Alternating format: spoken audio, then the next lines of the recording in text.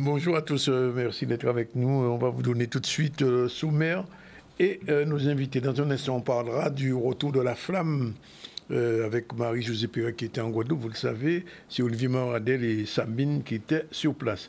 Mobilisation contre la suppression d'une classe, ça se passe à Carré au Petit-Bourg. Nicolas Hattier était sur place. Parole autour de Deschanel Landry.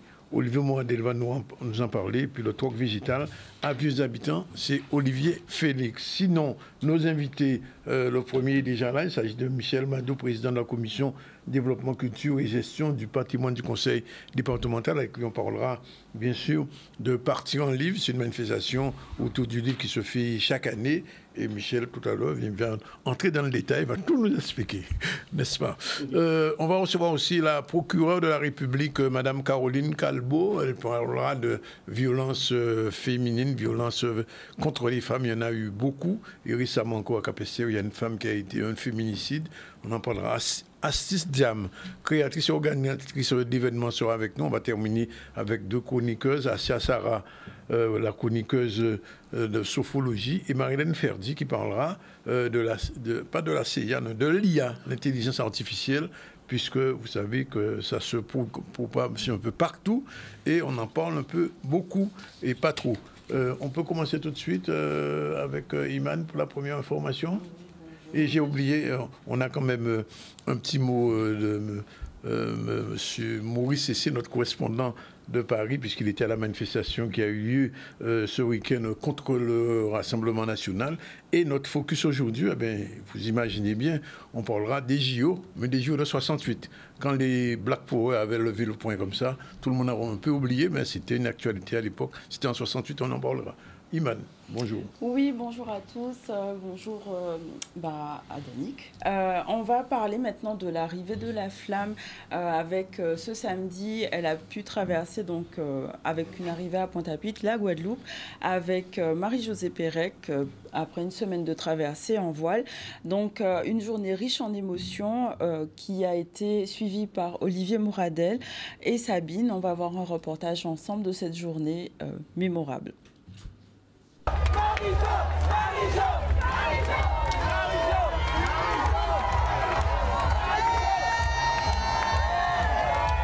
Josée Perret qui nous a ramené la flamme, elle est là. Alors écoutez la ferveur.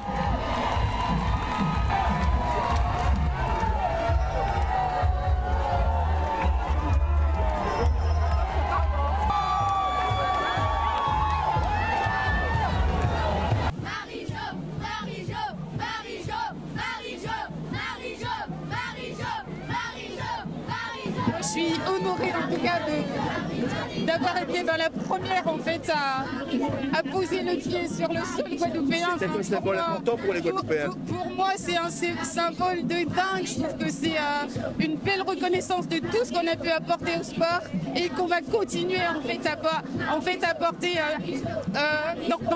dans les quelques semaines puisque nous avons les Jeux chez nous. Quand je vois les jeunes comme ça, pour eux c'est beaucoup d'espoir. Ça représente quelque chose de très très fort pour nous. On a besoin de mobiliser notre jeunesse, de leur donner envie de faire des grandes choses. Et je trouve formidable de voir ces enfants ici parce que c'est l'avenir de la Guadeloupe et il faut leur donner du souffle, leur donner l'envie de faire des grandes choses et de belles choses parce que la Guadeloupe, pour moi, c'est une terre de talent.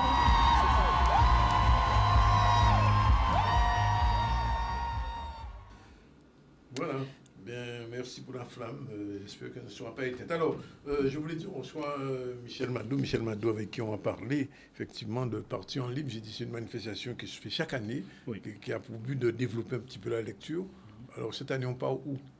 On fait, déjà bien bonjour, c'est un plaisir itinérant, c'est-à-dire on va avoir des opérations tout autour de la lecture publique, mais sur tout le territoire. Du Lamentin, Gosier, Bémao, les Abîmes, le Nord, Grande-Terre aussi, en passant par Marie-Galante. On va aller de ville en ville à travers tout le réseau bibliothèque aussi du département, mais aussi avec des partenaires tels que les maisons de quartier ou pour les enfants qui n'ont pas l'opportunité de partir en vacances, mais qui puissent se retrouver autour d'activités ludiques, autour de plaisirs de lecture, autour des contes, sur une thématique qui est le sport aussi cette année. Ça tombe bien par rapport au JO. Et donc l'objectif est celui-là, c'est-à-dire d'amener la lecture, démocratiser la lecture, et ce qui favorisera probablement après des amours, des penchants pour l'écriture aussi. Mais en tous les cas, c'est sensibiliser toute cette jeunesse, et les moins jeunes aussi, les parents, les familles, autour du livre, autour des écrits, et de maison de quartier en maison de quartier, de bibliothèque en bibliothèque, sur tout le réseau, guidonné par la bibliothèque départementale. L'objectif, c'est qu'on arrive à sensibiliser les plus jeunes sur cette période, c'est-à-dire du 17 juin au 21 juillet, pour que les petits monde qui n'ont pas l'opportunité de voyager, les familles qui arrêtent en Guadeloupe, ils peuvent sembler les mercredis après-midi ou les jours à la semaine à grandes vacances, allant tout à livre, allant tout à écriture, allant tout à conte, allant tout à ça café Guadeloupe jeudi jour. Ça veut dire que la collectivité là, qui prend en compte le fait que nous avons une électricité qui est développée en pays là, et voulait absolument voyer livre là devant pour tout le monde, n'a pas seulement pour les jeunes. Hein. Non, pas pour les jeunes. Et à d'un pays nous parler derrière l'eau et c'est temps passé à Maryse Condé, à d'un pays à Maryse Condé, à d'un pays à Ernest Pépin, à d'un pays à Guy Tyrolien, à Sonny Rupert, et bien ça c'est bien dommage que nous ayons autant d'illettrisme, autant de petits monde qui passent à lire, autant de grands monde qui passent à lire aussi. Donc c'est important pour nous de remettre l'écriture, de remettre le livre au centre du débat. Et comme j'aime à dire, la plus belle agence de voyage c'est un livre. Vous savez, un petit monde qui apprend à lire, et bien c'est tout comme les premiers pas, c'est-à-dire qu'il a cette acceptation dans le monde des autres, où il arrive à lire, il arrive à comprendre ce qui est écrit, et il est grand désormais l'enfant, dès qu'il apprend à lire. Et je crois que c'est la première des autonomies, eh bien c'est celle-là, c'est la lecture, c'est pouvoir maîtriser les écrits. Alors comme en plus, si au pays des grandes plumes que sont Ernest Pépin, Simone Schwarzbart et tous ceux que j'ai cités, eh bien je pense que c'est la mission, elle sera accomplie pour le conseil départemental, quoi.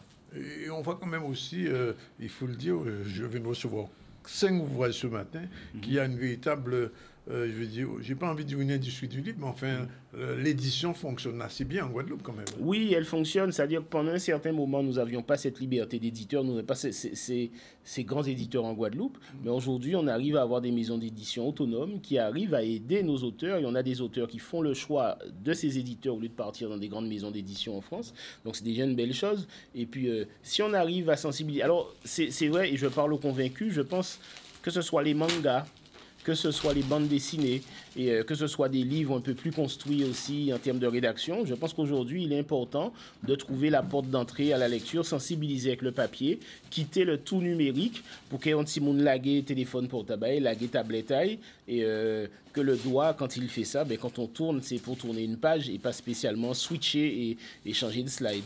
Donc c'est important aujourd'hui pour le département de pouvoir contribuer au-delà des autres actions que l'on fait. Il y a le livre en babois, il y a plein d'autres opérations que nous avons fait alentour à la lecture publique. Eh bien, partir en livre, c'est cela. C'est amener le livre, et surtout dans les quartiers dits défavorisés, amener le livre dans les familles qui en ont besoin, réunir la famille autour d'un écrit, autour de contes créoles, autour de jeux d'antan, et partir en livre. D'après moi, c'est une plus belle opération qu'elle nous a fait alentour à la lecture publique aussi, parce qu'elle a forcé toutes les collectivités à travailler ensemble.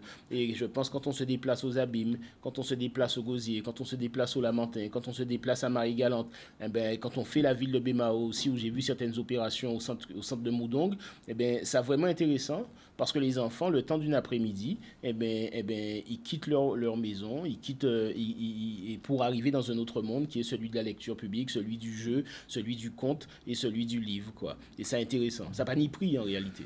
Et nous pas parler dans le vide, puisque je disais, je viens de recevoir 5 ouvrages, alors je les présente rapidement, puisqu'on aura l'occasion de recevoir les auteurs. Henri Petit-Jean-Rouget, Philibert Irius, Colibri et le petit homme tout couleur. C'est un petit ouvrage qui a l'air intéressant. C'est un conte. Bon, Henri Petit-Jean-Rouget, archéologue, mais il viendra en parler. J'ai reçu aussi Julien Franquin, je ne connais pas. Ravine Sable, Souvenirs d'antan, Mémoire du passé. Alors, bon, tous ces gens-là, on aura l'occasion de les recevoir. Roger Bregmest, au fil d'une vincennale, génération 1940 à 1960, Pointe-à-Pitre, quartier bas de la société Rivatable. Ça nous l'air intéressant, ça. Bon, aussi. Jossin Pézon, lit son amis d'école. Monument Sculpture, c'est un gars qui a fait beaucoup de peinture, beaucoup de sculptures. Entre autres, on en parlera. Et puis un bouquin qui souvent va intéresser Michel Mado aussi, Marie-Hélène Lomino, oui. Gros cas et décolonisation culturelle. Très bien. Bon, voilà, justement pour montrer que nous avons une véritable propension, édition qui est très, très dynamique en Guadeloupe. Nous avons une effervescence alentour à Parole Maquet, et ça passe des poèmes, des slams, aux romans, aux livres de réflexion, et maintenant il nous appartient de faire partager ce goût de l'écriture et ce goût de la lecture. Et pour partir en livre, nous aurons Madame Bertolis et Madame Estelle Sarabul aussi, qui seront deux autrices qui seront invitées pour cette opération, des vrais partenaires sur l'événement. Et je pense qu'il faut redonner le goût à l'écriture. Alors ça, on peut dans les actions scolaires même, faire des petits ateliers d'écriture avec les élèves toute l'année. Et ce qui est bien partir en livre, c'est que c'est son opération qu'a fait en juin. Les petits mouns censés finir vers l'école là, eh bien, ils ne sont pas complètement déconnectés du livre et des écrits, et ils continuent en douceur jusqu'au mois de juillet, jusqu'à la fin juillet. Et vraiment, c'est une belle opération que l'on espère être un succès cette année, avec l'apport des différentes collectivités, des différentes villes et EPCI autour de la lecture publique. Et d'après ce que j'ai vu, ben ça part véritablement le 19, c'est-à-dire après-demain, voilà. À Petit Bourg, et pendant toute la deuxième, première quinzaine, tout un mois, pratiquement un mois. Au 20-21 juillet, quoi. Et ce sont les 10 ans de sport et jeux. Ben, rendez-vous est pris. Oui, rendez-vous pris. Et puis, on peut aller sur le site du département pour plus d'informations aussi. Et je pense qu'aussi, il y aura des communications internes qui vont se faire au niveau des différentes villes pour les activités sur leur territoire, et ça contribue à combattre l'oisiveté autour de la lecture publique dans toutes les villes de Guadeloupe, quoi. Ben, merci Michel Mado. C'est moi. Et puis à notre soleil sans la pluie. À très vite. Nous parler. Okay. Voilà, on continue l'information avec Iman News et ceux des enfants qui peut-être le livre va leur manquer, puisque la suppression d'une classe à Carrère. Oui, justement, la suppression des classes se fait sentir, et à Petit-Bourg, les parents se sont mobilisés autour de cette classe à Carrère. On voit un reportage de Nicolas Hatchi. Dégradation des conditions d'enseignement de la maternelle de Carrère qui a été prévue par le rectorat sur la suppression d'une classe, alors qu'on se retrouve sur un effectif l'année qui vient, là, en septembre 2024, qui va être supérieur par rapport aux 4 dernières années. Quand j'entends qu'on me dit qu'il y a peut-être 1 an, 2 ans qu'on a ouvert cette classe, qu'il manquait la maîtresse, et que cette année, il y a la classe, il y a la classe et il y a la maîtresse, c'est un peu illogique de mettre autant d'investissements, mobiliser, prendre autant de temps, faire des réunions et tout, et venir gratuitement dire, bon, ben, on ferme, sous prétexte que on perd 2 élèves. On perd 2 élèves, certes, mais voilà, quoi. Il y a des parents qui continuent à faire des enfants, donc il y a des enfants déjà qui sont déjà prêts, puisque à 4 heures, on voit les petits qui suivent, qui rentrent en fait, et donc il y a de l'effectif. Au 31 janvier, ils nous ont dit on a des chiffres prévisionnels qui sont inférieurs à ceux de cette année. On ferme la classe. Sauf que non, on se rend compte aujourd'hui, fin du mois de mai, qu'on a 116 inscrits. 116 inscrits. Ça correspond à une augmentation de plus de 10% par rapport aux dernières années. Donc vous voulez fermer la classe malgré tout? Et mettre les gens les uns contre les autres en disant qu'en Guadeloupe, il y a des zones d'éducation prioritaire, il y a d'autres situations contrastées, ce n'est pas une solution. On est là pour tous se tirer vers le haut, pas se tirer dans les pattes. Non à cette fermeture pour le bien-être des enfants et surtout pour empêcher le décrochage scolaire. On le voit déjà au primaire et au collège. On ne va pas commencer dès la petite maternelle où ils ont besoin de ces critères fondamentaux qui vont leur permettre de passer au primaire et au collège. La base, elle est là. Donc si la base, ils décrochent déjà, ça fait des enfants en devenir de quoi en fait? On est prêt à être mobilisés et à montrer que ce n'est pas parce qu'il y a les vacances qui viennent, que ce n'est pas parce qu'on est au milieu du mois de juin que les parents vont se démobiliser. Tous les parents de l'école de Carrère sont mobilisés et ils ont des enfants aussi qui vont se retrouver dans le bourg alors que leurs grands frères ou leurs grandes sœurs se retrouvent ici. Ça n'a aucun sens. Vous faites comment pour la dynamique des familles? Vous faites comment pour le bien-être de l'enfant? C'est ça la logique du rectorat? Concrètement, on voudrait que le rectorat il révise la prévision et qui nous laisse cette 5e classe. C'est ce qu'on veut en fait. Là, on n'est pas dans une dynamique où on a envie d'une chèvre à 5 pattes. On a juste besoin de cette 5e classe où on a des effectifs qui le justifient. Non à la fermeture. Non à la fermeture. Non à la fermeture. Non à la fermeture. Voilà, donc suppression des professeurs et des classes, une rentrée qui s'annonce peut-être mouvementée. On va parler maintenant de 2 mots 4 paroles. Donc c'est une manifestation qui a lieu sur Sainte-Anne, donc une nouvelle manifestation culturelle qui met en avant des personnes qui contribuent à l'émergence sainte-annaise, un nouveau format. Et pour cette première édition, Deschanel Landry a été mis à l'honneur. Et justement, Olivier Moradel était parmi eux. On voit un reportage. La municipalité de Sainte-Anne a décidé, dans le cadre de sa politique culturelle, d'essayer d'écrire en quelque sorte l'histoire mémorielle de Sainte-Anne, à savoir mettre en évidence des femmes et des hommes qui ont marqué leur époque, pour ceux qui sont morts, mais qui continuent à le faire, qui contribuent à l'émergence d'une Sainte-Anne dynamique. Et là, ça nous permet également de rassembler, de créer un lien, des liens sociaux, de tisser des liens sociaux entre les personnes tout simplement, mais entre les générations. Monsieur Landry, appelé Deschanel, eh bien c'était un fonctionnaire de la ville de Sainte-Anne qui a fait beaucoup pour la ville de Sainte-Anne et qui a transmis. D'ailleurs, nous avons 3 ou 4 de ses enfants qui sont des fonctionnaires de la ville de Sainte-Anne. Mais c'est un monsieur qui était un génie, qui pensait bien et qui arrivait à mettre des choses en place. Et donc par conséquent, nous avons voulu mettre des mots 4 paroles, c'est l'intitulé. Et nous allons tourner sur le territoire de la ville de Sainte-Anne pour qu'on puisse mettre en évidence, je dirais, ces personnalités que nous avons. Ça me fait chaud au cœur, d'autant plus qu'il est le premier choix, parce que c'est une nouvelle manifestation, donc ça me touche, ça a touché toute la famille. Et puis comme je vous dis, c'est un honneur pour nous que notre grand-père soit honoré ce soir, et en plus sur le terrain sur lequel il habitait. Autour de la mémoire de M. Landry Deschanel, il y a ses enfants bien évidemment, mais il y a ses petits-enfants, ses arrière-petits-enfants. Donc c'est une manière pour nous de protéger ce patrimoine et surtout de le transmettre. Donc c'est une activité culturelle à dominante patrimoniale et qui nous permet simplement d'écrire l'histoire de Sainte-Anne, car nous disons que cette histoire-là ne se trouve pas dans les livres, et avec ça, construire véritablement un panorama de ce qu'a été l'histoire de Sainte-Anne, mais dans les quartiers les plus retirés, dans toutes les sections. S'il faut m'intéresser, mes grands-pères m'ont dit que sont génie gênés. Donc, c'est un monde qui tenait en loin intelligence, qui tenait en loin instruction, qui malheureusement, la famille n'a pas les moyens de faire étudier d'ailleurs plus loin. Mais en fait, par exemple, moi, une anecdote, si grand-père moi, il était connaître un dictionnaire par cœur. J'ai l'après-midi avec nous, c'était des dinos, des baillons en mots, et il était capable de nous définition. Donc, c'était ça, grand-père moi. Voilà pour la ville de Sainte-Anne et donc ce nouvel événement culturel. On va parler maintenant du troc végétal sur Vieux Habitants. Donc afin de développer la filière agricole et d'encourager la population à reverdir ses jardins, la municipalité de Vieux Habitants a organisé un troc végétal. Donc il s'agissait d'échanger des plants, d'avoir des stands autour des petits matériels de jardin. On voit un reportage d'Olivier Félix. Nous en sommes à la 3e édition du troc végétal.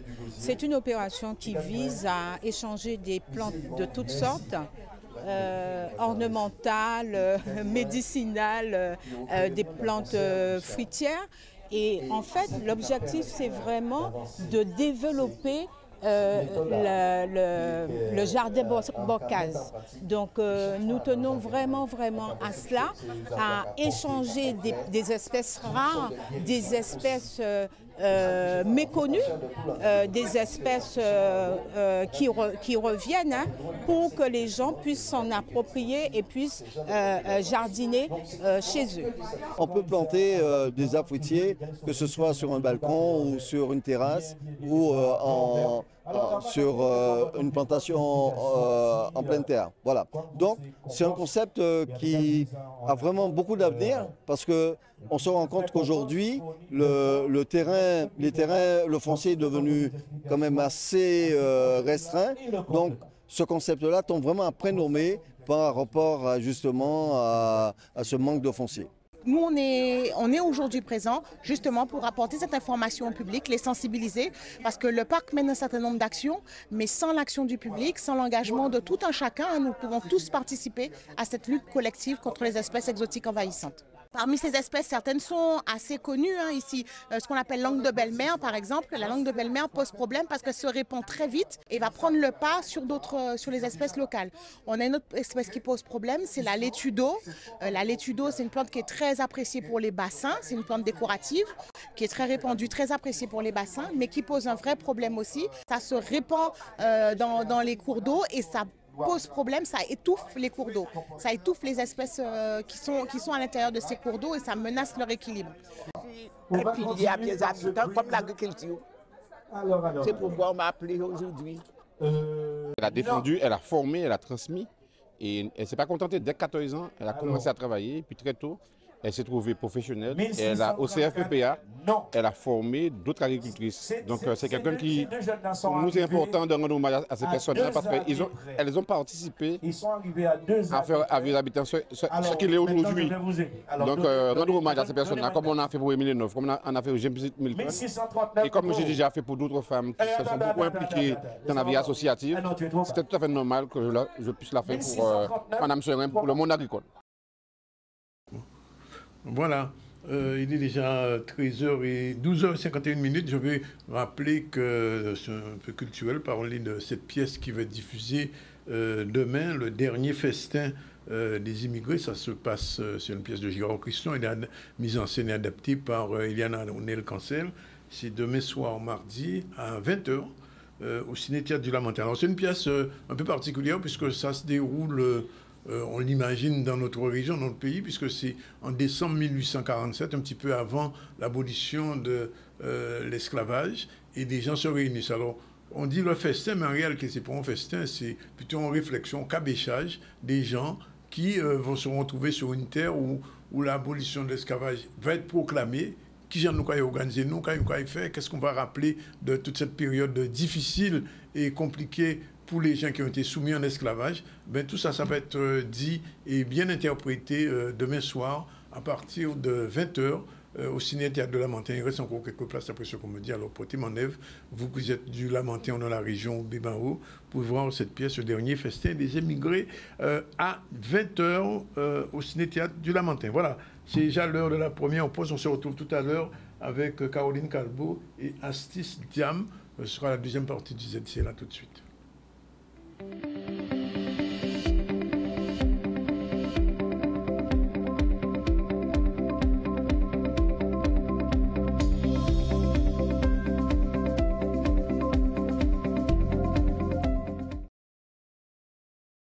Voilà, il est exactement 12h57. Dans 3 minutes, il va être 13h. On va recevoir, je vous l'ai dit, dans l'ordre de Caroline Calbo, elle est procureur. Bonjour. Bonjour. Merci d'être là. Et Astis Diam, bonjour, elle est créatrice d'événements. Bonjour. Et on est bien content de vous recevoir de femmes. Alors, on va commencer avec la procureure, puisque il y a moins de 15 jours, il y a eu un féminicide de plus. C'était à Capesterre-Belle-Eau. Et on a l'impression quand même, Madame la procureure, que les violences contre les femmes, ça ne diminue pas vraiment.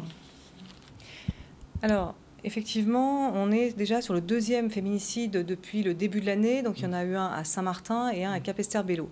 J'ai suivi avec beaucoup d'intérêt justement la manifestation qui avait été organisée par les associations samedi matin. Oui. Je trouve que c'est bien qu'il y ait une vraie mobilisation aussi qui permette de parler des violences faites aux femmes et aussi qui vont jusqu'aux extrêmes, qui sont finalement les féminicides. Oui. Donc voilà, donc il y en a eu 2 depuis le début de l'année. L'an dernier, il n'y en avait pas eu et il y en avait eu plusieurs effectivement en 2022. Donc l'idée pour nous, c'est vraiment de pouvoir faire des retours d'expérience déjà sur ces féminicides pour voir qu'est-ce qu'on n'a pas vu, qu'est-ce que la justice, qu'est-ce que les forces de l'ordre n'ont pas vu. Ça, je crois que c'est très important. On s'appuie aussi beaucoup sur les associations, et c'est vrai que moi je suis très en lien avec Kumbit, Femmes Caraïbes et d'autres associations, qu'on essaie de fédérer avec le soutien du département dans le cadre du réseau VIF, où il y a eu déjà donc, plusieurs réunions, conférences qui ont été données, encore récemment, là, le 16 mai, sur justement le droit des victimes.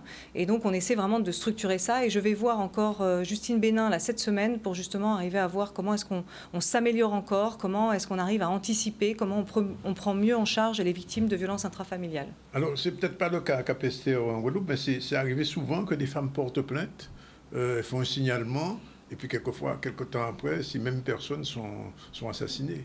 Alors, est-ce que ça veut dire que les policiers ne prennent pas suffisamment en compte les dépôts, les signalements qui sont faits ? Alors, je crois que tout ça, ça a beaucoup évolué ces dernières années, puisque maintenant, normalement, les policiers ont l'obligation, vraiment, de prendre les plaintes. Ils interviennent de plus en plus. Et d'ailleurs, j'ai passé récemment une nuit avec la BAC, où on a eu une femme victime de violence qui était chez elle. On est allé chez elle, on a constaté, effectivement, elle avait très peur, elle était avec ses enfants. Les policiers l'ont accompagnée jusqu'au commissariat pour qu'elle puisse déposer plainte. Donc maintenant, il y a une vraie prise de conscience, mais effectivement, c'est depuis le Grenelle des violences conjugales, 2019. On s'améliore progressivement. Il y a une plus grande prise en compte, normalement, des violences, puisqu'ils n'ont pas le droit de refuser des plaintes. Et ça, je le redis d'ailleurs pour toutes les victimes de violences conjugales. Quand vous allez déposer plainte, les policiers ou les gendarmes n'ont pas le droit de refuser vos plaintes. Après, ce qu'on a, c'est des femmes qui ne veulent pas forcément que ça aille jusque-là, qui disent « Ah ben non, mais en fait, moi, je veux juste qu'il se soigne, je veux juste qu'il arrête de boire, ou je veux juste qu'il parte. Je ne veux pas forcément déposer plainte. » Et ça, c'est compliqué aussi parce que nous, on prend la plainte et on va aller jusqu'au bout. Que la victime veuille ou non finalement maintenir sa plainte, dans tous les cas, on va nous porter la parole en son nom. Et dès lors qu'il y aura par exemple des traces sur le corps ou autre, nous, on va porter sa parole, même si elle n'est pas là à l'audience. Souvent, on va demander la condamnation en son nom. Oui. Alors, l'autre problématique, c'est la protection, parce que je discutais avec le maire de Capesterre, qui était notre invité la semaine dernière. Quelquefois, les femmes n'ont pas des endroits où elles peuvent vraiment se réfugier, entre guillemets, être protégées. Alors ça aussi, on essaie de travailler ça, notamment avec la déléguée aux droits des femmes, Lucette Fayot, pour essayer de trouver des logements d'hébergement pour les femmes. Le principe, normalement, ça devrait être que c'est à l'homme, ou en tout cas aux mises en cause, de bouger. Oui, et ça, c'est l'éviction du conjoint violent, c'est à lui d'être écarté. Sauf que parfois, les femmes ont peur de rester dans leur logement habituel, et donc elles préfèrent, elles, bouger, parce qu'il peut y avoir la famille qui habite autour, et que c'est compliqué. Nous, on essaie de trouver des solutions d'hébergement dans la famille, parce qu'au moins, elles ne sont pas seules, et on sait qu'elles seront protégées. Et si on a trouvé un lieu d'hébergement pour elles, elles peuvent tout à fait bénéficier d'un téléphone grave danger, qui est un téléphone qui est en relation directe avec les forces de l'ordre et qui permet d'appeler tout de suite dès lors qu'il y a une difficulté. Et elle peut être géolocalisée comme ça, ce qui permet de l'identifier très vite. Oui. Et ça, on en a 36 en circulation actuellement. Ah, quand même. Alors, sans entrer dans le détail de la procédure, dans le cadre de Capesterre, c'est un crime, féminicide prévu, ou bien c'est un accident, entre guillemets? Alors, il y a la version l'auteur conteste l'intention homicide, mais il est effectivement venu chez les amis qui hébergeaient Madame et il a tiré, donc avec une arme qui est létale quand même. Donc c'est le problème de la circulation des armes qui se pose aussi. Exactement, se repose la problématique de la circulation des armes, puisqu'on le voit dans toutes les ouvertures de feu qu'on a pu avoir là, ces derniers temps. Il y a encore eu un jeune homme de 18 ans qui est décédé ce week-end après avoir s'être fait tirer dessus mardi soir à Sainte-Anne. Donc c'est toute la difficulté aussi d'utiliser une arme à feu pour des motifs souvent futiles. Ça peut être dans le cadre de vol avec arme, ça peut être... et là, en l'espèce, c'est parce qu'il y avait cette séparation qui était envisagée dans le couple et monsieur est venu pour tirer sur cette femme. Alors est-ce que le coup est parti accidentellement? Est-ce qu'il ne voulait pas la tuer? Voilà, ça c'est l'instruction qu'il dira, puisqu'on n'en est qu'au tout début de l'enquête. Mais en tout cas, il est en détention provisoire. Oui. Alors, ça, c'est pas de la violence des femmes, mais il y a une opération qui s'est faite vers Gauzier sur le proxénétisme. Est-ce que ce dossier-là avance un peu? Alors, il y avait toute une semaine, effectivement, dans la lutte contre le proxénétisme. Alors, nous, on essaie de maintenir... On a un groupe local de traitement de la délinquance dédié au proxénétisme. Moi, c'est quelque chose auquel je tiens aussi. Et on est toujours sur la violence faite aux femmes. Parce qu'on ne peut pas dire, finalement, que des femmes qui louent leur corps, elles le font vraiment volontairement. Quelle est leur histoire? Est-ce qu'elles arrivent d'Amérique du Sud parce qu'elles n'ont pas les moyens sur place? Donc, elles sont, de toute façon, on est sur une traite des êtres humains. Et elles sont exploitées, finalement. Parce que à qui vont ces revenus? C'est leur corps qui est en jeu quand même. Oui. Donc on est dans cette exploitation et il faut lutter contre le proxénétisme et tous ceux qui abusent finalement du corps des femmes. C'est-à-dire qu'elles sont obligées de louer leur corps et que derrière, elles sont dans des endroits qui sont terribles. Enfin, il faut voir les maisons où elles se prostituent. C'est dans des petites cases. Voilà, donc c'est là-dessus qu'il faut évidemment travailler. Alors pour l'instant, on est en train de rechercher, il y a toujours plusieurs enquêtes sur des faits de proxénétisme et Grande B focalise effectivement un peu l'attention. Oui. Parce qu'en fait, il suffit de se promener dans les rues de Pointe-à-Pitre le soir, on voit quand même le nombre de femmes qui s'exposent là. Tout à fait, et je crois qu'il ne faut pas s'habituer à ça. Ça fait trop longtemps qu'on dit oui, mais ça a toujours été comme ça à Pointe-à-Pitre. Ben non, en fait, c'est pas normal. Ce n'est pas normal. Et il faut justement protéger ces femmes-là de toutes les personnes qui abusent, qui exploitent leur corps. Donc oui, il y aura d'autres opérations prévues. Oui. Mais alors, comment, du point de vue légal, on gère cette situation? Est-ce qu'il y a, je pose la question, proxénétisme légal, entre guillemets, autorisé ou pas? Quelle est la situation? Non, le fait de tirer des bénéfices de la prostitution, c'est illégal. Et donc, c'est sanctionné. Rien que pour un client, finalement, c'est pas la prostituée qui devrait être sanctionnée, et c'est le client qui doit être sanctionné. Mais bien sûr que c'est le client qui doit être sanctionné, puisqu'il exploite, finalement, la vulnérabilité de cette femme, et il exploite son corps. Et derrière, donc, il n'y a pas que le client, mais il y a tous ceux qui bénéficient des loyers. Par exemple, qui lui louent l'endroit où elle va se prostituer. Donc là, il gagne de l'argent, finalement, sur l'exploitation de son corps. Et il y a ceux qui l'ont fait venir aussi. On appelle les MAC. Voilà, les MAC, exactement. C'est tout à fait ça. Est-ce qu'eux, ils sont retrouvés, recherchés, identifiés? Mais c'est ça notre but, c'est de les identifier eux. Et il y a eu plusieurs gros dossiers, il y en a plusieurs à l'instruction. Et là encore récemment sur Grande Bay, on a interpellé donc un homme et sa mère qui bénéficiaient de loyers de plusieurs milliers d'euros par mois en exploitant. Donc ils louaient plein de petites chambres à des prostituées dans des endroits particulièrement glauques. Et donc c'est ça en fait qu'on a aussi poursuivi. Et je crois que lui est toujours en détention. Oui, et la situation est difficile pour les femmes. C'est-à-dire quand vous interpellez des femmes qui sont en proxénétisme, quelle est leur réaction? Elles se plaignent ou bien elles portent plainte? Qu'est-ce qui se passe? Mais elles sont déjà dans une extrême vulnérabilité. C'est-à-dire que souvent, elles viennent de Haïti, elles viennent d'Amérique du Sud, de Saint-Domingue. Donc, elles sont déjà dans une très grande vulnérabilité. Elles sont étrangères, elles ne parlent pas forcément cette langue. Elles ont l'impression que parce qu'elles sont prostituées, elles n'ont pas de droits.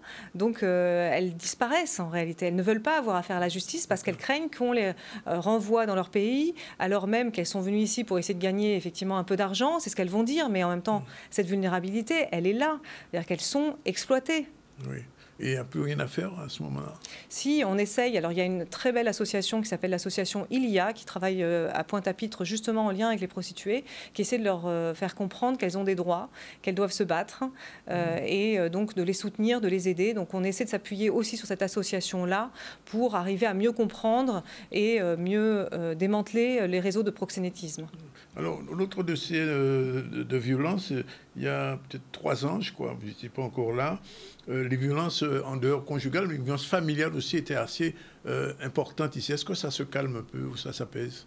Alors moi, ce que je vois sur les violences intrafamiliales, c'est qu'on est à peu près sur 1000 procédures par an qui sont poursuivies. 1000 procédures? Oui, 1000 procédures. Et d'ailleurs, j'en profite pour montrer, voilà, je montre le violentomètre, qui est quelque chose qu'on utilise beaucoup, qui devrait être largement diffusé. On en a beaucoup parlé dans le cadre du réseau VIF. Alors, ça fonctionne comme ça. C'est pour se rendre compte, est-ce qu'on est victime de violence ou pas? Parce qu'en fait, on ne se rend pas forcément compte quand on est dans un couple pathologique. Donc, je trouve que c'est pas mal. Vous voyez, il y a par exemple, il respecte mes décisions et mes goûts. Bon, ben là, il n'y a aucun souci. Ensuite, attention, il faut commencer à faire attention quand il nous manipule. Il est jaloux en permanence. Il contrôle mes sorties, mes habits, mon maquillage. Il commence à m'insulter. Enfin, vous voyez, il y a tout ça. Ensuite, menace de diffuser des photos intimes de moi, m'oblige à regarder des films porno, m'oblige à avoir des relations sexuelles. Et donc, c'est là où, justement, on doit faire attention. Donc, ce violentomètre permet peut-être à un moment... distribué aux femmes, ça? Ouais, ben alors je vais le mettre sur Twitter. On essaie de le diffuser. On va essayer de le diffuser assez largement. Au dernier CLSPD à Pointe-à-Pitre, le maire l'a fait passer aussi. Donc, c'est vraiment très, très bien. Et ça permet justement pour les victimes qui ne se rendent pas compte qu'elles sont dans un couple pathologique, qu'elles sont en train d'être dominées par leur conjoint dans quelque chose où c'est plus épanouissant et où on est toujours dans ce cycle de la violence, c'est-à-dire qu'il va leur dire « t'es magnifique, t'es très belle » et tout ça. Donc ça va être la période lune de miel. Et ensuite, il va y avoir des coups où être rabaissé, avoir de la violence psychologique, parfois même des violences sexuelles, donc de la sexualité imposée. Et après, elles vont être dans... Et puis, il va s'excuser et ça va repartir sur la lune de miel et on va retrouver ce cycle de la violence. Oui. Donc, il est important que les femmes puissent se rendre compte, ou notamment où les conjoints qui sont violentés au sein du couple, puissent se rendre compte de ce cycle de la violence et pouvoir justement à un moment l'arrêter, oser l'arrêter. Oui. Et qu'il y ait les personnes autour aussi qui puissent les soutenir. Parce que progressivement, dans ce cycle de la violence, elles vont être un peu isolées. Donc, c'est important qu'elles puissent... elles vont être sous emprise, en fait, de l'auteur qui va exercer une sorte de contrôle coercitif pour essayer de toujours les maintenir à disposition, toujours maintenir sa domination. Donc c'est ça qu'il faut vraiment, dont il faut prendre conscience. Alors vous, en tant que procureur, vous êtes là pour faire respecter la loi, mais est-ce que cela suffit? Est-ce que en matière de prévention, parce que l'autre jour, avec Femme Doubout, qui nous représente, qui était là, il disait aussi qu'il y a un problème d'éducation aussi. Dès l'enfance, le respect de la femme, dès l'enfance, n'est pas toujours à l'ordre du jour. Et l'impression qu'on a, c'est que, il faut le dire, le machisme se développe toujours. Oui, et puis même, il y a même un retour du masculinisme, ce qui est aussi très inquiétant, parce qu'il faut pouvoir qu'il y ait cette égalité, en fait, qui soit perçue, une égalité femme-homme, que chacun puisse s'épanouir au sein du couple. Et encore, je ne vous parle pas de l'éducation sexuelle, parce que je pense que ça serait vraiment essentiel de pouvoir justement parler de sexualité dans les écoles et permettre comme ça aux jeunes enfants, et j'en ai beaucoup que je vois qui sont abusés sexuellement, notamment à l'intérieur de la famille, donc des actes incestueux. Ça serait vraiment important qu'il y ait cette éducation à la sexualité, au respect de son propre corps, pour pouvoir mieux lutter contre tous les abus. Donc oui, je crois qu'il faut travailler sur cette relation homme-femme, peut-être la re-questionner en tout cas sur cette relation homme-femme. Et il y a des associations qui sont très très bien en Guadeloupe, justement. Je pense à Kumbit, il y a aussi l'association Force avec Madame Gaspard Méride. Enfin, il y a des très belles associations portées par des femmes fortes et qui justement questionnent la notion même de potomitan, par exemple. Oui. Voilà, mais tout ça, je crois qu'il faudrait pouvoir en parler et en parler. Moi, je reviendrai, mais quand vous voulez, pour pouvoir en parler sur votre plateau. Donc, ça veut dire que c'est bien qu'il y ait une procureure.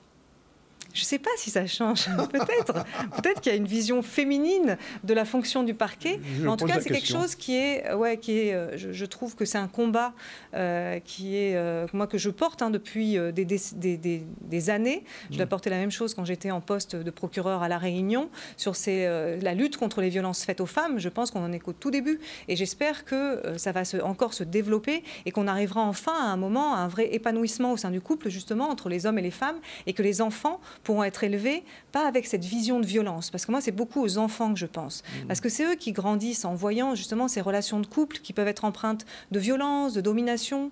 Et c'est pas comme ça qu'il faut grandir, justement. Il faut grandir dans ce respect de l'autre et dans cet équilibre au sein du couple. Oui. Et vous pensez que l'utilisation de choses toxiques en Guadeloupe vis-à-vis des femmes aussi permet d'exercer ces violences aussi? Alors, vous voulez dire le fait de prendre de l'alcool ou de...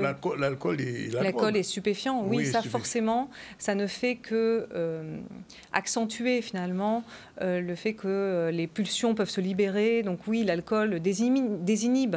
Donc il y a souvent des violences qui sont commises avec de l'alcool, parce que justement on n'a plus les garde-fous habituels. Quoi. Sur des clous, comme on dit. Ouais.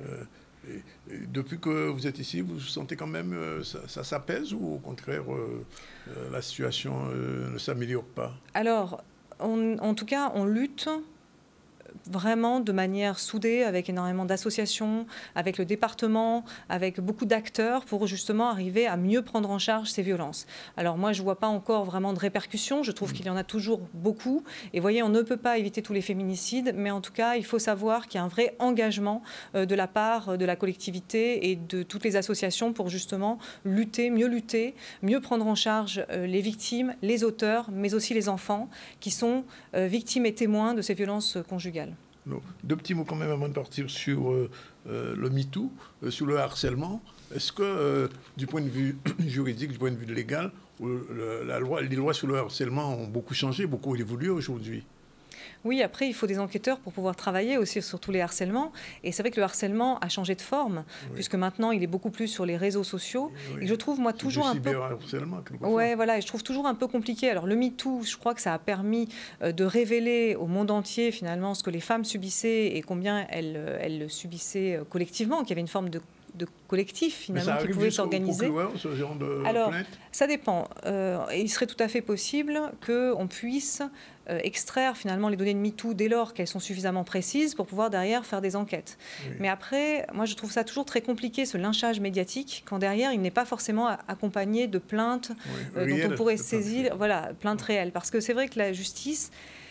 c'est compliqué pour une victime de venir déposer plainte parce qu'elle sait qu'elle sera aussi confrontée à son agresseur, qu'elle sera confrontée au contradictoire. Et à la on va devoir aussi. et à la réalité, on va devoir vérifier tous les éléments qu'elle avance. Et ça, c'est compliqué. Alors que c'est presque plus facile de le faire sur les réseaux sociaux parce qu'on sait que, et de manière anonyme, parce qu'on va pouvoir taper sur quelqu'un, mais il n'y aura pas de retour et il n'y aura pas de contradictoire par rapport à ça. Donc moi, ça me dérange toujours un peu, ce lynchage sur les réseaux sociaux, même si je sais combien c'est difficile pour une victime d'affronter la justice, d'affronter la police ou la gendarmerie, enfin d'aller subir tous les interrogatoires, toutes les auditions plutôt qu'elle devra, où elle devra aller. Des fois, il y a aussi un examen médical. Enfin, tout ça, c'est très lourd. Mais en même temps, c'est ce qui permettra aussi, au bout de ce chemin, il pourra y avoir une réponse qui lui permettra aussi de se reconstruire derrière. Oui, on parlait, et on va s'arrêter là-dessus, tout à l'heure des femmes en situation de proxénétisme. Mais est-ce qu'il n'y a pas une facilité trop grande de pénétrer sur le territoire ? Ah, mais oui, on est une île qui est transfrontalière, effectivement. Les îles autour peuvent assez facilement venir. Parce que j'imagine que les gens que vous voyez à Gambé, est-ce que tous ces gens-là sont toujours en situation légale par rapport à leur passeport, par rapport à leur arrivée en Guadeloupe ? Alors ça dépend. Il y en a effectivement qui sont arrivés de manière illégale en bateau et il y en a d'autres qui sont arrivés de manière légale et qui sont là avec un visa pour 3 mois et après qui repartiront. Donc il y a un peu de différentes situations, quoi. Oui. Donc il y a du travail pour le procureur, vraiment ? Oui, il y a du travail, mais il y a aussi beaucoup d'engagement et j'ai une équipe derrière qui est incroyable et voilà, qui est très engagée justement pour lutter contre toutes les formes de délinquance, mais notamment la délinquance sur les femmes. Oui. Mais écoutez, on vous remercie. Mais on sait qu'on vous reverra. On est pratiquement obligé de vous revoir de temps en temps pour faire le point. Mais avec grand plaisir. Oui. On vous laissera passer vos vacances quand même. Et puis on vous reverra à la rentrée. Merci en tout cas d'être venu en direct. Et on va tout de suite changer de sujet, un sujet plus apaisant, puisqu'on reçoit madame qui est organisatrice d'événementiel. Voilà. Oui, alors on vous écoute. Alors je suis là aujourd'hui pour vous inviter, madame, et vous aussi, à un événement culture africaine qui aura lieu. Qu'est-ce que c'est exactement culture africaine ? Culture africaine, c'est-à-dire on va englober, puisque l'Afrique c'est un continent, donc on va prendre au moins 7 mets qu'on va présenter aux gens à déguster, le Cameroun, le Gabon, le Sénégal. Je ne vais pas tout citer parce qu'il faudra que vous veniez. Oui. Ces mets sont vraiment typiques oui. africains. Oui. Alors, ça se passe quand, comment Alors, ça se passe le 22, samedi 22, de midi à 22h, au Paradis de Montalegre. Ah, où se trouve le Paradis de Montalegre ? J'avoue que je ne sais pas. Alors, le Paradis de Montalegre, c'est le jardin de Monsieur Mathurin. Ah, d'accord. Alors, ça se situe à Port-Louis. Oui. On trouve facilement sur Google. Et il me semble que sur le flyer, j'ai dû mettre la localisation. Alors, je vois qu'il y a, outre l'aspect alimentaire, il y a un aspect aussi animation, défilé de mode. Défilé de mode, les tenues traditionnelles, donc, comme la mienne. Oui. C'est du wax ? Oui. 100% coton. 100% coton ? Oui. Maintenant, il y a une variété qui sort en ce moment un peu huilée. Bon. Il faut quand même que le modernisme arrive aussi en Afrique. Hein. On ne va pas toujours faire toujours en coton. Maintenant, le wax, on le fait en veste, en sac, en dodi bag. Mais est-ce que le wax, il est vraiment fait en Afrique ? Parce qu'on me disait que c'est plutôt en Belgique que ça se faisait. Ah ouais, avant. Oui, aujourd'hui. Aujourd'hui, au Cameroun, tu as une usine qui fait du wax. Oui. Oui. Et le wax vous avez la SICAM qui tisse les imprimés wax. Bon, et vous arrivez à en importer ici en Guadeloupe ? Oui. À chaque fois que j'ai l'occasion d'être au pays, j'en ramène. D'accord. Et donc, alors c'est quoi ? C'est un dîner ? Qu'est-ce que c'est exactement ? C'est une grosse manifestation, un dîner, défilé de mode, animation. Oui. C'est le Cameroun qui va vivre en Guadeloupe pendant une journée, c'est ça ? Alors, pas seulement le Cameroun, parce que j'ai bien noté culture africaine. Culture africaine. C'est-à-dire... Parce que l'Afrique, c'est grand. Hein ? Voilà. C'est tout un continent. Oui. Donc, on essaie de représenter déjà d'abord par le décor. Oui. Il y aura quelques tableaux qui vont désigner... Je laisse la surprise à ceux qui seront là. Oui. Mais ça sera beau de venir voir ça. Et c'est jusqu'à quelle heure ? Alors, c'est de midi à 22h. Oui. Bien qu'on ait le week-end et on a en période de fête de la musique, Mais je préfère... de la musique camerounaise aussi? Un peu de tout. Oui. À aimer danser petit compas, donc on va mettre un peu de compas pour moi aussi. Ah bon? Je suis africaine, mais il faut que j'épouse une autre culture. Traditionnelle nationale au Cameroun? Au Cameroun, oui. Il y a le makossa, il y a le bikoussi. Ah, mais on ne connaît pas beaucoup ici. Hein. Ici, on connaît peut-être 2-3 musiciens. Le makossa est connu ici. Hein, oui, il est décédé, Manu Dibango. Manu Dibango était ça connu, se perd un peu, ça c'est des icônes. Oui. Il y a Richard Bona, il y a Manu Dibango. Et puis la jeune génération, Malox, Colé la Petite, il y a tout ça. Mais les anciens, les gens ne le connaissent pas beaucoup. S'ils n'ont pas émergé comme Manu Dibango ou encore Richard Bona, les gens ont tendance à... Donc il y aura un petit peu de musique aussi pour votre journée? Exactement, oui. Musique africaine. J'ai envie de vous demander comment on dit bonjour en camerounais. Oh, ça dépend. Oui, ça dépend si on est au nord ou au sud. Moi, je suis du Nord. Oui. Je dirais Miofini. Ça s'est apaisé au Nord en ce moment, parce que quand je suis allé au Cameroun il y a 2 ans, le Nord était en guerre. Il y a des revendications partout. Oui. Si on dit le Nord était en guerre, pas vraiment. Ah, c'était chaud, parce qu'on m'a dit, c'est pas la peine d'aller au Nord, rester à Yaoundé. C'était un peu exagéré. Oui. C'était exagéré. Oui. Quand on revendique, il y a toujours un peu de force. Oui. Que ce soit parmi les organisateurs ou parmi les défendants, il y a toujours...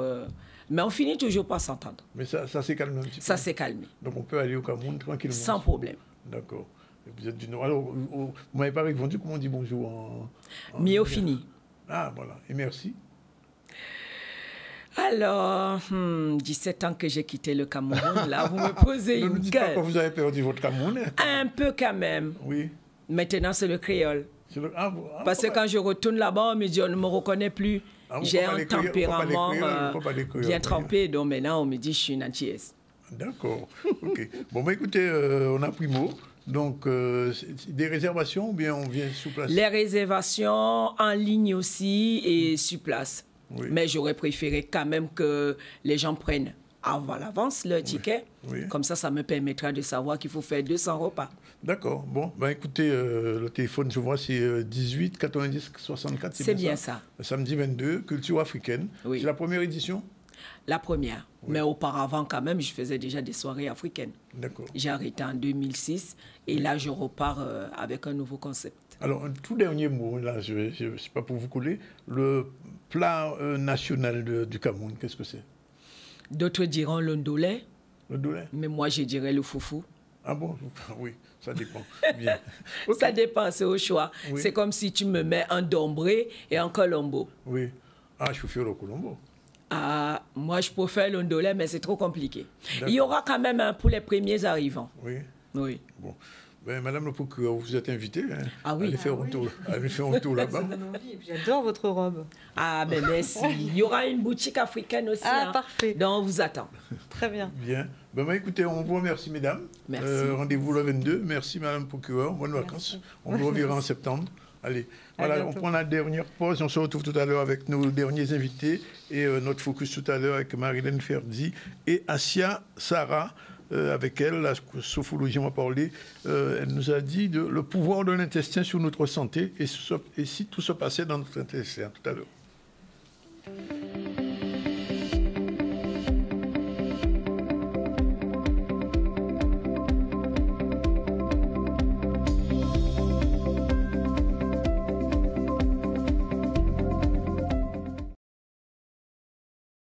Voilà, il est déjà 13h27. Dans 3 minutes, ce sera l'heure du JCL, le journal du campus avec Marilyn Ferdi. Bonjour. Bonjour, monsieur Vangelis. Ensuite, on va recevoir Assia Sarah, sophrologue, avec elle on va pouvoir parler du pouvoir de l'intestin sur notre santé. Bonjour, Sarah. Bonjour, Danick. Mais avant, on fait un petit rappel sur l'actu avec Iman News. Oui, retour sur l'actualité. Nous avons évoqué justement ce parcours de la flamme olympique qui s'est déroulé ce samedi avec l'arrivée de Marie-Josée Pérec qui a donc transmis le flambeau. Nous sommes allés après sur Petit-Bourg pour parler de la suppression d'une classe à Carrère et de la mobilisation des parents d'élèves.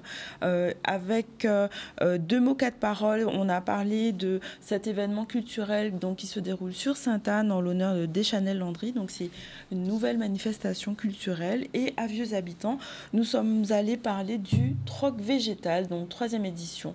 Voilà pour les titres. On verra tout à l'heure le reportage avec Maurice Cessé.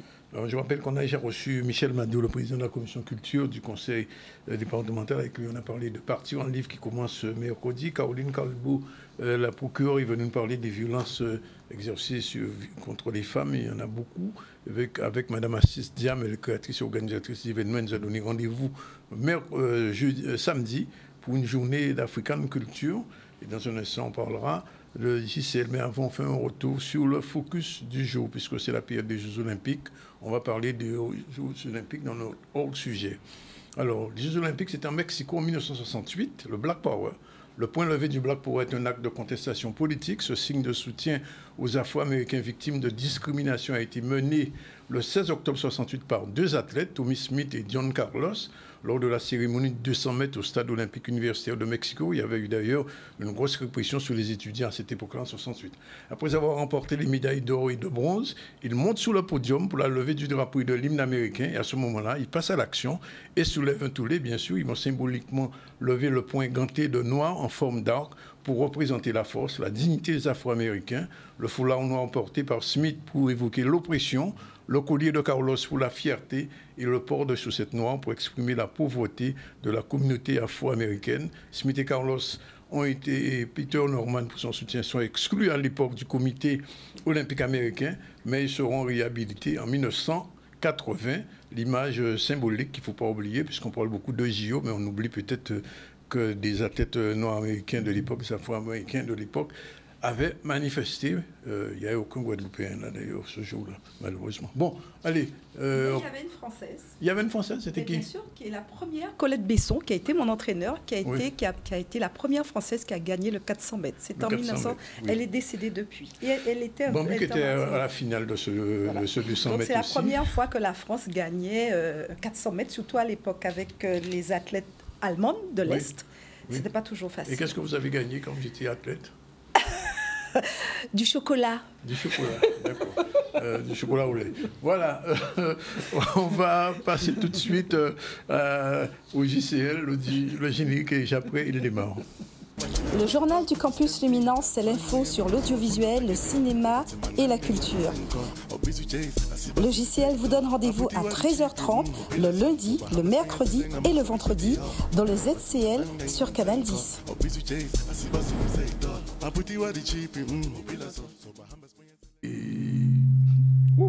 Et c'est l'édito. Bonjour Marie-Hélène Ferdi, ex-sportive. Mais pas le point noir, non? Mais de 68, je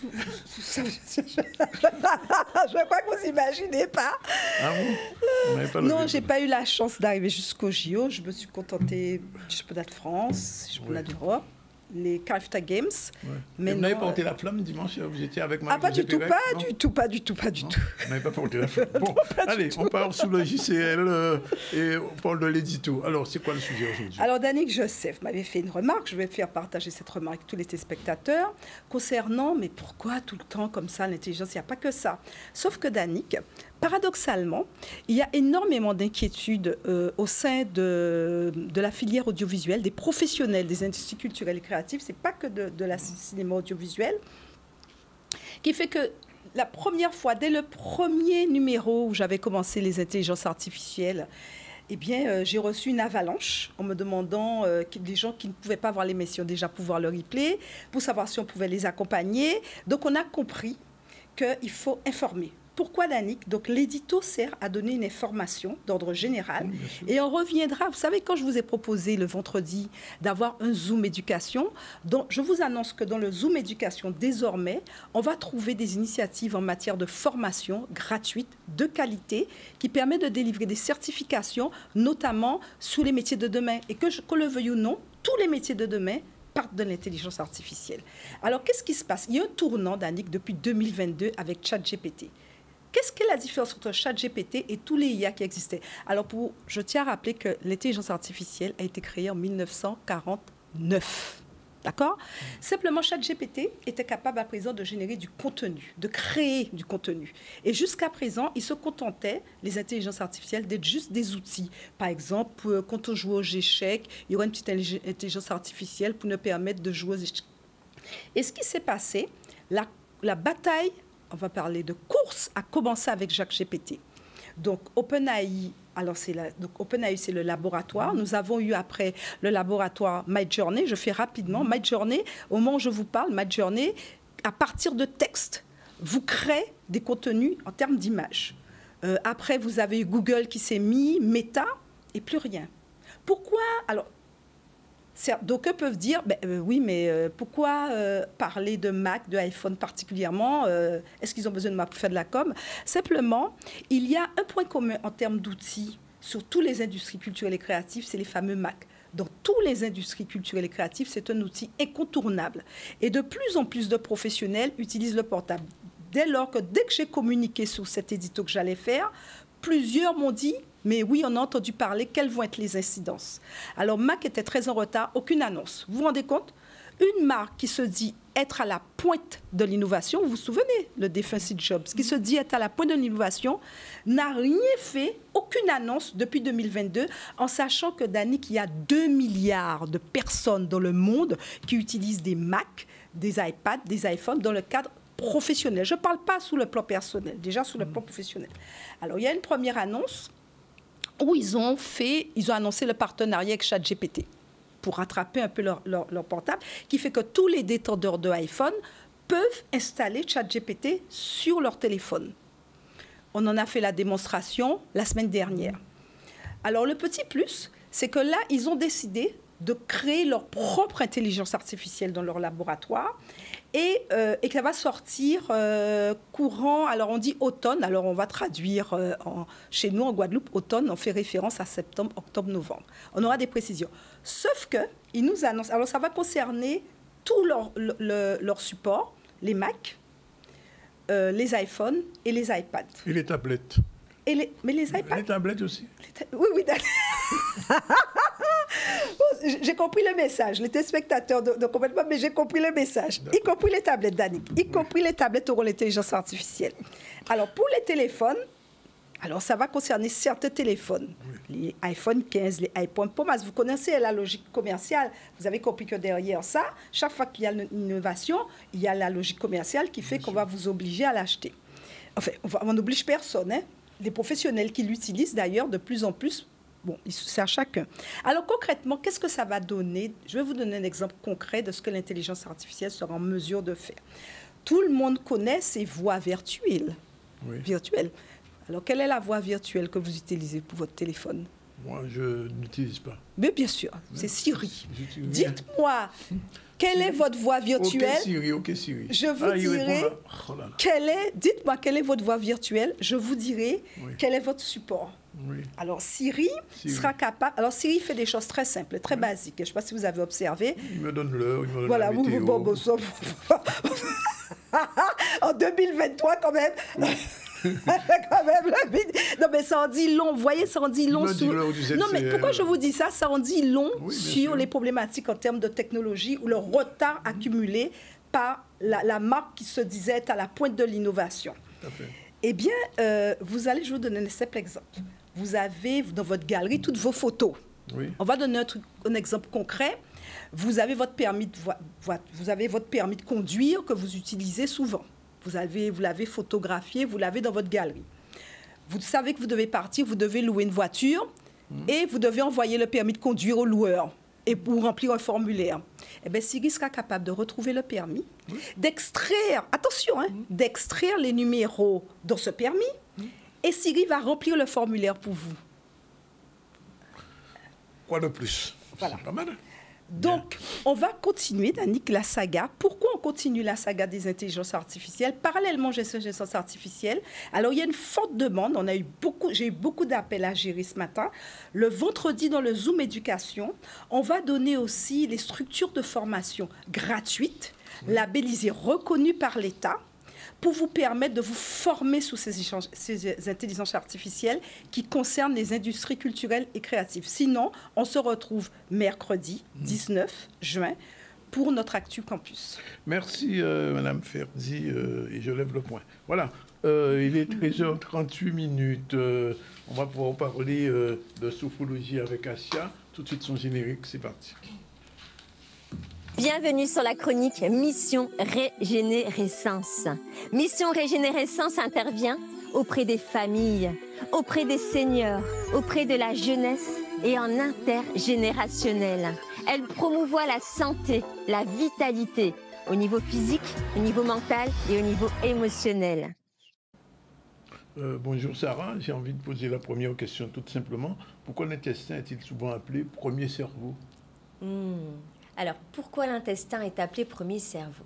Il faut savoir qu'au niveau de l'intestin, nous avons plus de 100 millions de neurones. L'intestin, il est relié directement au cerveau. Et dans ses fonctions, il a des fonctions essentielles pour le bien-être du corps dans tous les domaines, que ce soit mental, physique et émotionnel. D'accord. Et quel est le lien qu'il y a entre le stress qu'on peut avoir et les troubles intestinaux? Alors en fait, le lien est bien simple. Je vais vous donner un exemple par rapport à plusieurs personnes que j'accompagne. Bien souvent, de nombreuses personnes qui viennent me voir, ils sont sujettes au stress. Donc, ils sont comme ça dans un syndrome de stress qui est chronique. Et ce qu'ils me ramènent, c'est, voilà, en termes d'explication, ce que je vis, c'est des conflits dans mon couple, à quoi s'ajoutent des relations compliquées au niveau du travail, une charge mentale supplémentaire, puis le fait de s'occuper familialement des enfants. Et puis bien souvent, ce qu'on m'explique à côté de ça, ça va être aussi des problèmes d'ordre intestinaux, des douleurs physiques qui vont être des douleurs intestinales, des problèmes de constipation, de ballonnement, des gaz. Donc ça va être très parallèle au stress. Ça va aussi, ces personnes-là vont très souvent me faire part de problèmes même physiques, des douleurs aux épaules, au niveau du dos, des douleurs chroniques inflammatoires un peu partout. Et donc, quand on sait que le cerveau est relié directement à l'intestin, qu'il y a des millions de neurones au niveau intestinal, oui, l'intestin, en fait, reçoit en fait de manière directe les impacts défavorables du stress. Et on parle souvent d'intestin fragile, perméable, et les maladies chroniques et les maladies inflammatoires aussi. C'est lié, il y a un lien entre eux. Oui, en fait, il faut comprendre qu'au niveau de notre intestin, nous avons la flore intestinale, le microbiote, comme on appelle, qui constitue le bouclier principal de nos défenses immunitaires.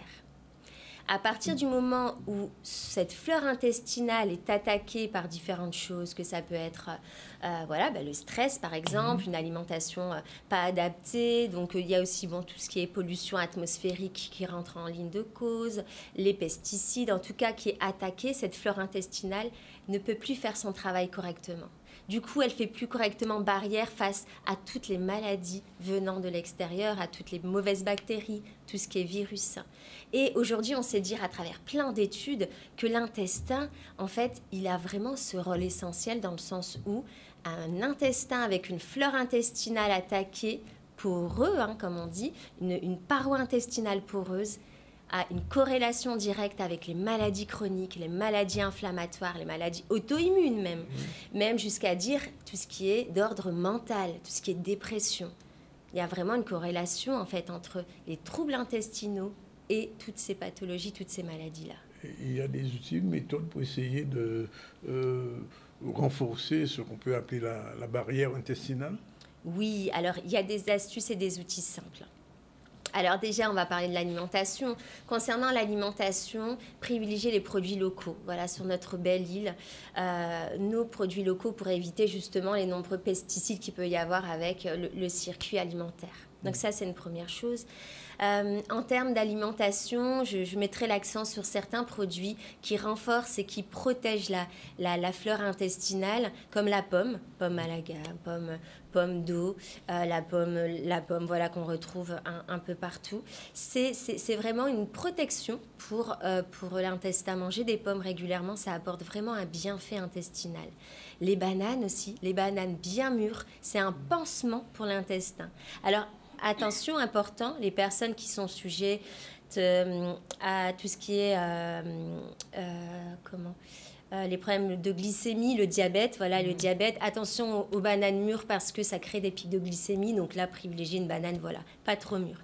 Mais il y a aussi, par exemple, tout ce qui est graines de cumin, graines de fenouil, en décoction, c'est-à-dire en faisant bouillir 4 à 5 minutes, ça permet d'éliminer les gaz, les ballonnements.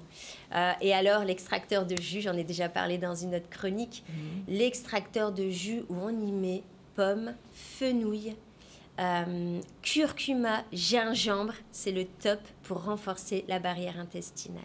Je mets une petite quand même, petite astuce simple parce qu'ici on trouve facilement le curcuma et le gingembre, vraiment anti-inflammatoire, vraiment une source à ne pas bannir. Voilà, à mettre un peu partout dans son alimentation, un petit peu de gingembre qui va favoriser la digestion, le curcuma plutôt anti-inflammatoire en général, mais aussi surtout au niveau de la flore intestinale.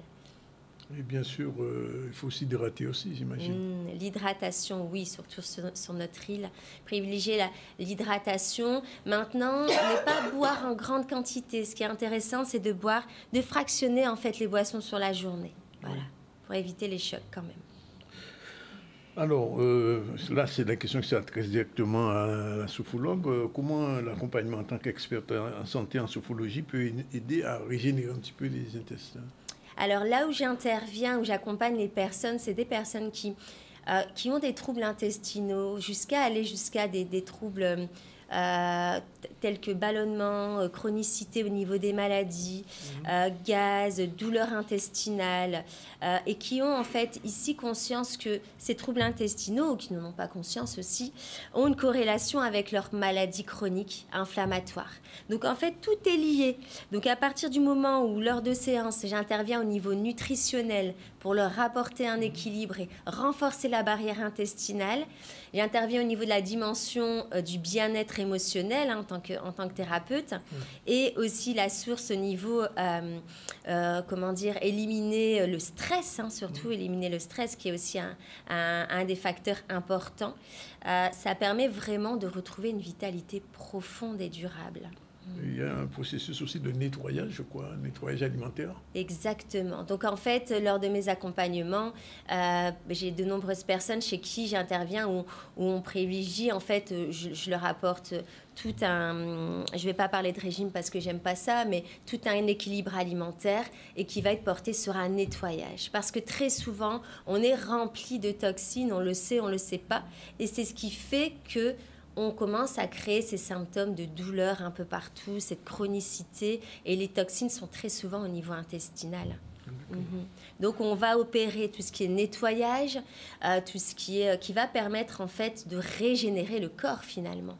Régénérer le corps, on va opérer de ce côté-là au niveau physique, au niveau émotionnel avec une prise en charge, voilà, pour gérer le stress dans le quotidien, les personnes qui sont tendance à accumuler le stress familial, le stress au boulot, le stress au niveau même de leur relation de couple et qui déclenchent au niveau symptômes des chronicités physiques, du stress permanent, des problèmes de sommeil. Parce qu'il faut savoir que dans l'intestin, c'est de là aussi qu'on appelle l'intestin le premier cerveau, on déclenche une hormone de bien-être qui est hyper importante, qui s'appelle la sérotonine.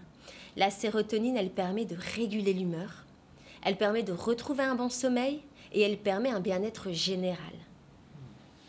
Donc globalement et en conclusion, on peut dire que la sophrologie peut aider à l'alimentation et au bien-être d'une manière générale. De manière complémentaire, à travers une expertise en santé, à travers effectivement la sophrologie qui apporte ce bien-être émotionnel et cet équilibre corps-esprit.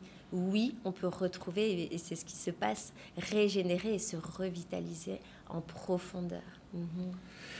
Voilà, c'est la chronique Régénérescence. Merci, Assia. Avec plaisir. Et à bientôt. Il est déjà 13h48. Le dernier sujet, c'était la manifestation. La manifestation sur Paris contre le Rassemblement national. Et ce samedi, Maurice Cessé était parmi eux. On voit un reportage. C'est pas les sans-papiers, c'est pas là qu'il faut virer. Donc Outre-mer, nous nous trouvons place de la République pour cette manifestation contre le Rassemblement national avec des ultramarins. Ils se mobilisent aussi. Nous avons une Martiniquaise avec nous, un Guadeloupéen, c'est formidable. Hein. Alors, c'est la première fois qu'on manifeste. Vous avez l'habitude de manifester. Pourquoi vous êtes là cet après-midi? Oui, bien sûr qu'on a l'habitude de manifester contre l'extrême droite. C'est le parti de la haine, c'est le parti du crime. C'est un parti raciste, antisémite, sexiste, homophobe, que ce soit le Rassemblement national ou Reconquête, même si le Rassemblement national, ils essayent de redorer leurs images. On n'oublie pas leurs racines, on n'oublie pas leurs origines et leurs idées n'ont absolument pas évolué. Et il ne faut pas l'oublier, c'est un danger absolu pour la France s'ils passent au pouvoir. Donc c'est très important que nous, SOS Racisme, on se mobilise, pas que à Paris, partout en France. Il y a des manifestations qui sont organisées à Bordeaux, à Montpellier, hier notamment, à Lille, à Marseille. Toute la France est mobilisée contre l'extrême droite et on ne va sûrement pas les laisser gagner parce que c'est pas chez eux, c'est chez nous. Là, vous êtes de la Guadeloupe également, vous vous mobilisez pour la bonne cause cet après-midi? Bien sûr, c'est important, c'est essentiel de se mobiliser pour rappeler que justement l'extrême droite, c'est pas un parti comme les autres. Finalement, c'est un parti qui est basé sur la haine et c'est pas ces valeurs-là qu'on veut voir nous vivre en France. Et c'est des choses qui nous concernent tous, autant ici en France hexagonale que pour les territoires ultramarins. Et nous, on appelle vraiment tout le monde à se mobiliser, que ce soit ici, que ce soit là-bas. Parce qu'à la fin, ça nous concerne, les questions de racisme, de discrimination. Quand on est en France, ici, on le ressent. Donc c'est essentiel finalement de se mobiliser aujourd'hui. D'abord, les grandes salutations de la CGT à nos frères et à nos sœurs antillais. Nous vous soutenons dans tous vos combats. Et puis ensuite, je crois qu'en Martinique, en Guyane, en Guadeloupe, on a des territoires qui souffrent d'être abandonnés par la République, d'avoir une vie toujours plus chère, des salaires toujours trop bas, un manque de services publics, un manque de perspectives sociales et c'est cela qu'il faut mettre à l'ordre du jour. C'est à cela que la CGT travaille avec les organisations syndicales de Martinique, de Guadeloupe et de Guyane avec qui nous sommes alliés. Le meilleur moyen de barrer le chemin à l'extrême droite, c'est d'ouvrir des alternatives sociales et environnementales, notamment pour les territoires qui sont abandonnés, comme les Outre-mer ou comme les campagnes. Voilà ce qu'il faut mettre à l'ordre du jour. Je pense que dans les Antilles notamment, la question de la brutalisation dont l'État en France peut faire preuve à l'égard de ces territoires peut aussi être un élément d'explication, mais je pense que ce qu'il faut dire, c'est qu'évidemment l'extrême droite ne peut pas être une solution au règlement des problèmes qui se posent à l'outre-mer. L'extrême droite est l'héritière du passé colonial de la France, et non seulement une héritière, mais une nostalgique du passé colonial. Et je pense qu'une des problématiques des outre-mer, on le voit aujourd'hui en Kanaki, Nouvelle-Calédonie, on le voit à Mayotte, on le voit dans les Antilles. Dans les Antilles, c'est aussi finalement le maintien d'une certaine façon d'un pacte colonial qui n'a jamais été totalement remis en cause. Voilà, effectivement, un peuple colonial qui existe. Alors, rappel des titres avant qu'on fasse le rappel des invités.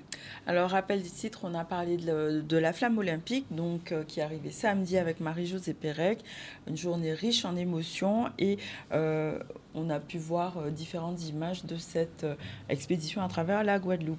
On a aussi parlé de la mobilisation contre la suppression d'une classe à Carrère-Petitbourg, donc les parents d'élèves qui se mobilisent contre cette suppression.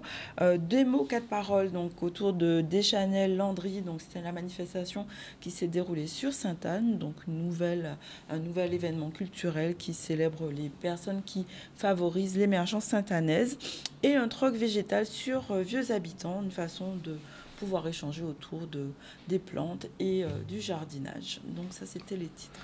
Voilà, et puis nous avons reçu, je vous l'ai dit, Michel Madiot, le président de la commission développement culture de gestion du patrimoine du conseil départemental, qui nous a parlé de Vivre, partie en livre, qui commence mercredi à Petitbourg. Ce sera pendant tout le mois de juin et une partie du mois de juillet.